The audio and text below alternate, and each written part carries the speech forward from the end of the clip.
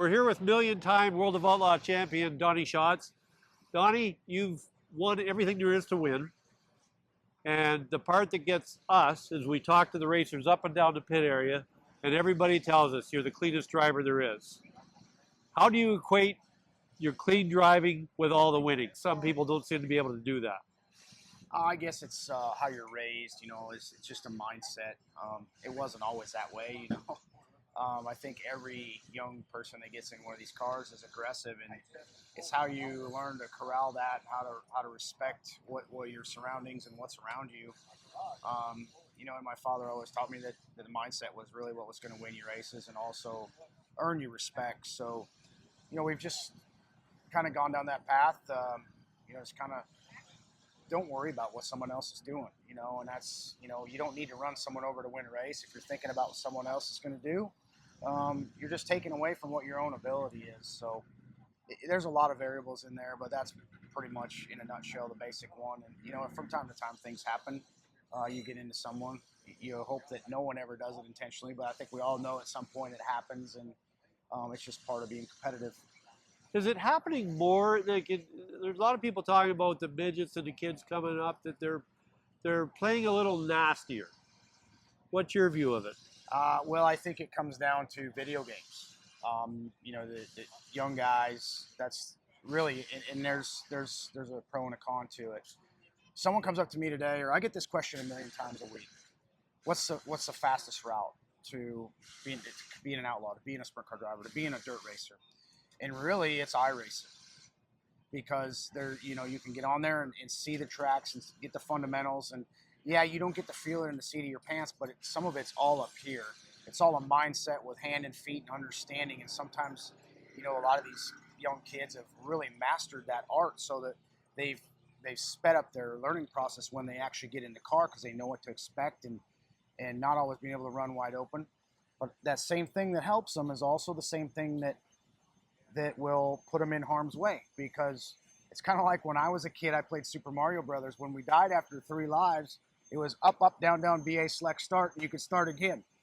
That's video games. That's the mentality in video games. So when you can take and crash a car or do this, it's a video game. It didn't cost you anything physically. It didn't put anyone in harm's way. And so you relate that, we say it. Some of the slide jobs and some of the things that you see, it's just really a byproduct of the video game era, and people see it happening, and man, they put it into real life, and sometimes it works, and a lot of times it doesn't. Now, how frustrating is it for you to see happening? Because one of the things I would say is part of the reason you've been so successful is because you are clean and you're not fixing a bent racer at the end of the night. You're collecting points night after night after night.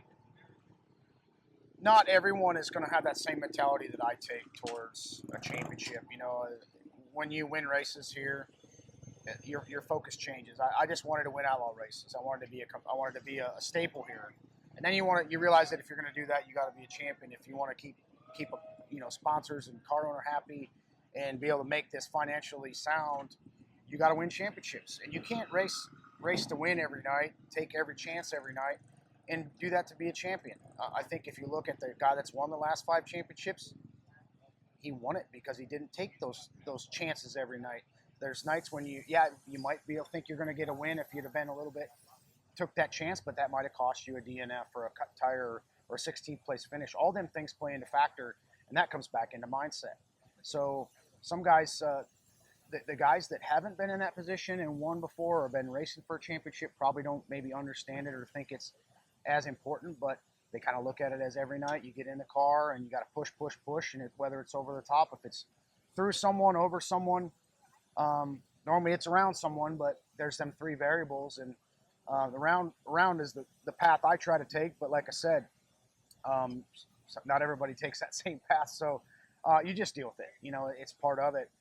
When I started, I know that if I would have went over and drove through the side of Sammy Swindell or Steve Kinzer, there's a little area up in front of them trucks that we was going to go have a chat.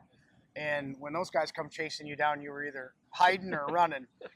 In today's environment, that's changed a lot. There's not a lot of, the old school mentality.